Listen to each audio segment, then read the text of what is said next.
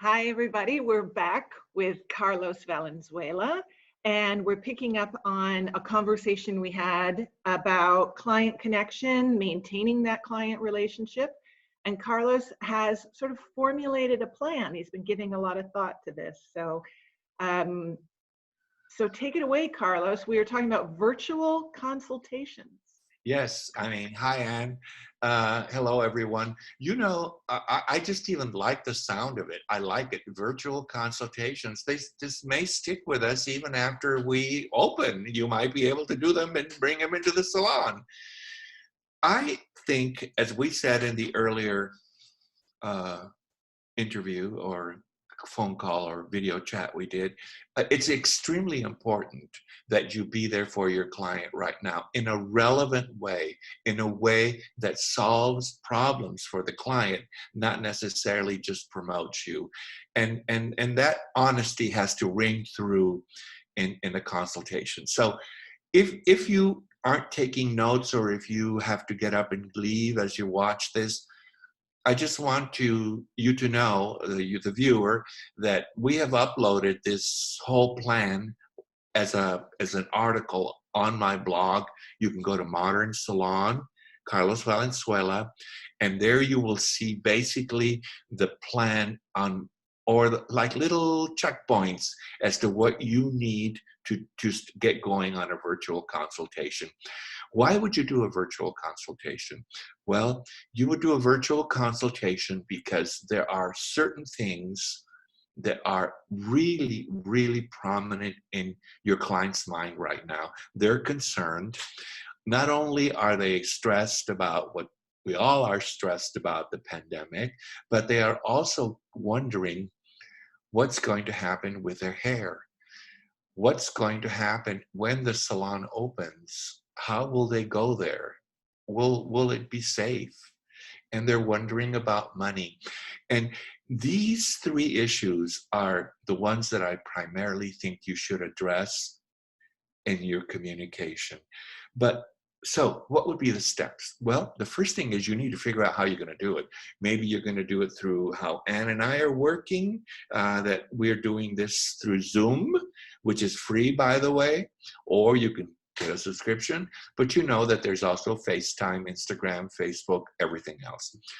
I think, and the clients want to see the hairdresser. I don't think sending him an email or a text or calling him on the phone is going to be what is the best source. I think, like you said, you can go like this to look at my roots, look at my regrowth. So one of those is going to be good. So you're going to have to get some kind of thing going there to decide which way you're going to do. And I'm going to suggest that you contact all your clients. I mean, all of them. Because think about this, if somebody is thinking that they're not going to disturb you because you are being private and this is a bad time, and they go and they color their hair and it turns out awful, and then later and they find out that all the time you were doing these consultations, that's not going to be a good ending. So if you decide to do it for one, you're going to have to do it for two, and you may need to spend a couple of hours a day doing these consultations. But what a wonderful way to be right in front of your client. So what would the consultations talk about? Well, if you look at the article and the blog on Modern Salon, which we're posting, the first thing you do is obviously ask about their welfare.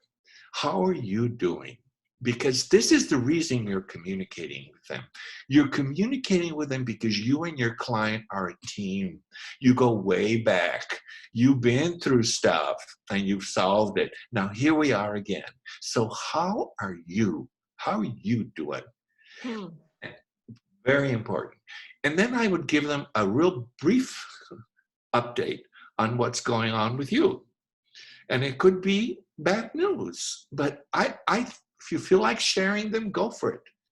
You applied for unemployment, you haven't gotten it, you're struggling, you're taking a lot of classes online, you're doing mannequins, but you're not doing hair yet, and hey, maybe you're selling cookies. I don't know. Be honest.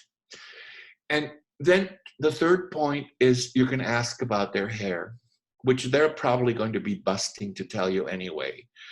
I would try to get to this third step kind of quickly, because you and your client visit for an hour at least when she comes to the salon, if not more.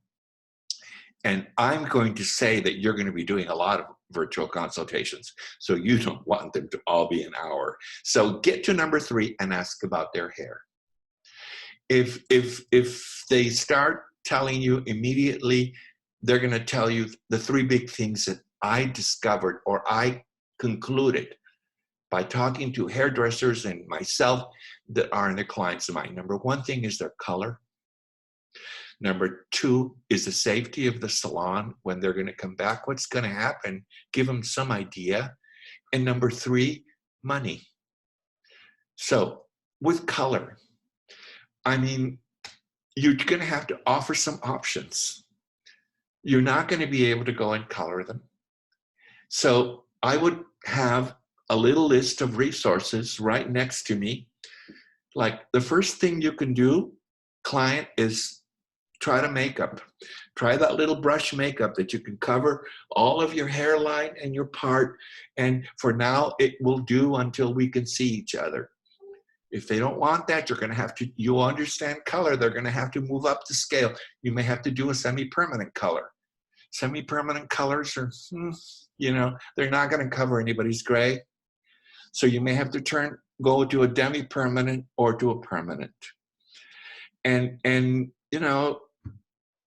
I went to the drugstore on Friday when I had my day out, because I only go out once a week. I'm an old man.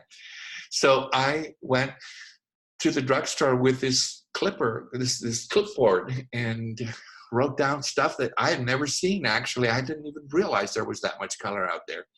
So that when I talk to somebody, I can say, because they've got these really funky names like autumn brown and moon haze, moon glow, and cherries in the snow, and all these different weird names. So I jotted some of them down.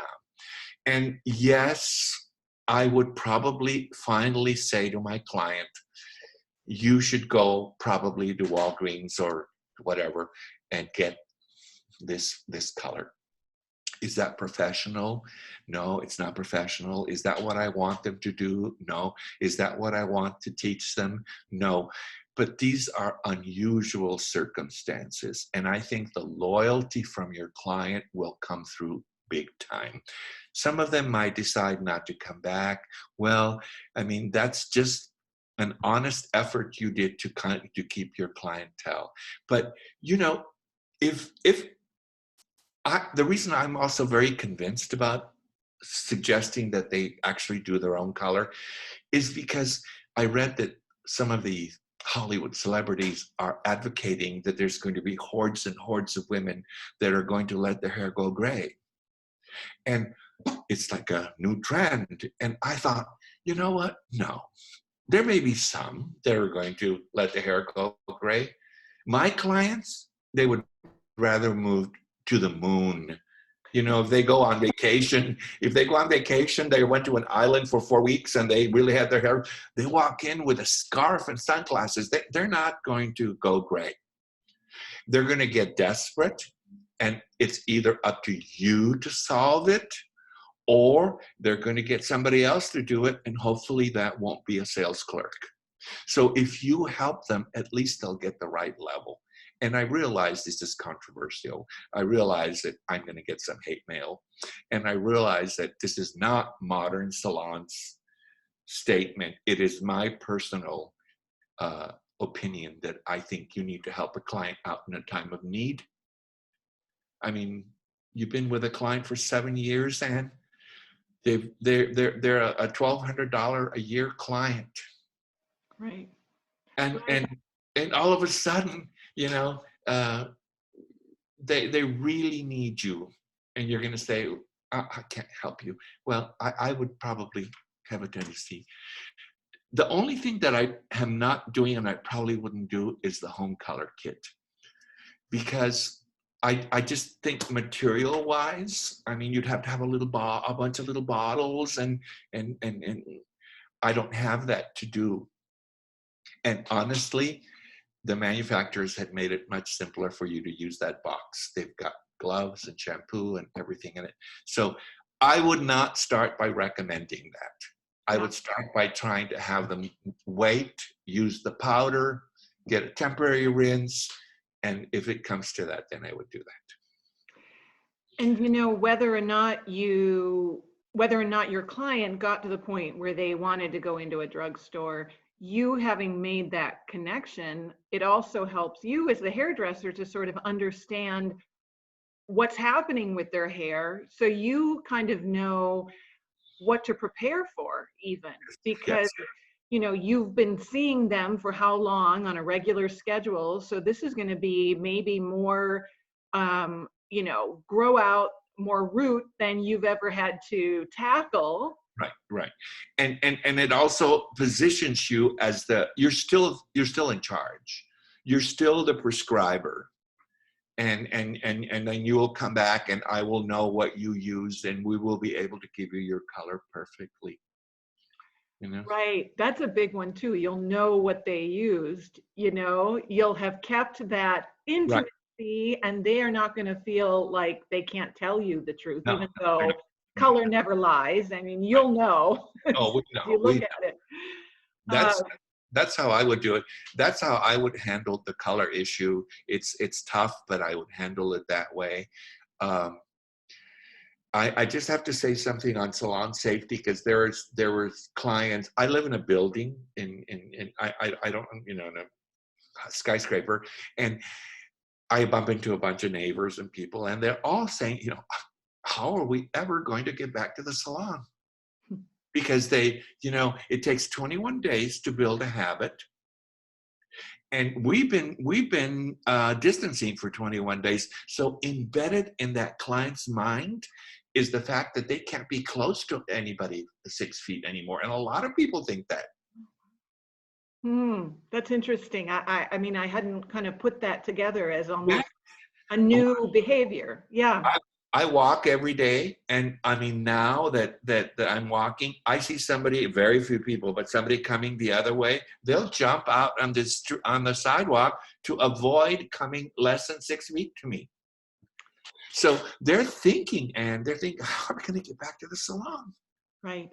Right. And I think during this communication, you should begin to address some of that. Now, we don't know exactly how it's going to be, but yes, I mean, I see how I would take that as your creative challenge to a hairdresser. How do you see your station? I don't see my station the same way. I see it very clean, very easy to wipe down, no clutter, no dog picture, nothing like that. All of that is clean. Maybe you're wearing gloves. Maybe you have a face mask. Maybe you have gloves and a face mask for your client. And there's a lot of things like that the other thing that I would strongly suggest, because it's very impressive, and again, we don't work for this company, I would get the Barbicide certification. I got it yesterday, and it's free. You go online and it gives you, you download, you take a little quickie test, and then they give you a diploma, which you can print out and put it on your station, that says that you are up to date on the latest bacteria control and germ control. Big step in the right direction.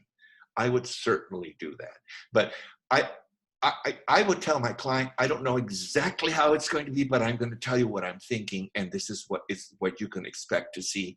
I mean, probably fewer stations, because they're going to be distant 6 feet. The other thing is that you may also need to book your clients with more time, Ann. Right. That's true. Because you're going to have to do disinfecting before and disinfecting after. Mm-hmm. And you don't know what the service, I mean, yeah, scheduling, Carlos, that's a whole other conversation, That's a isn't it? whole other conversation. That's going to change completely. And I talked to a hairdresser about it, and I said, are you going to think scheduling the same way? And they said no. And she said, you know what I'm thinking? I'm thinking I might cut down on my days I work. after I'm taking this recess, I might just work. I might really jam full 3 days, take 2 days off and get a little side hustle.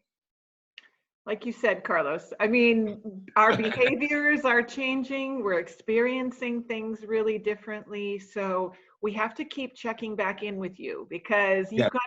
you are hearing from the community. We are too, but it's good to share best practices, and it's good to put our heads together. So Yeah.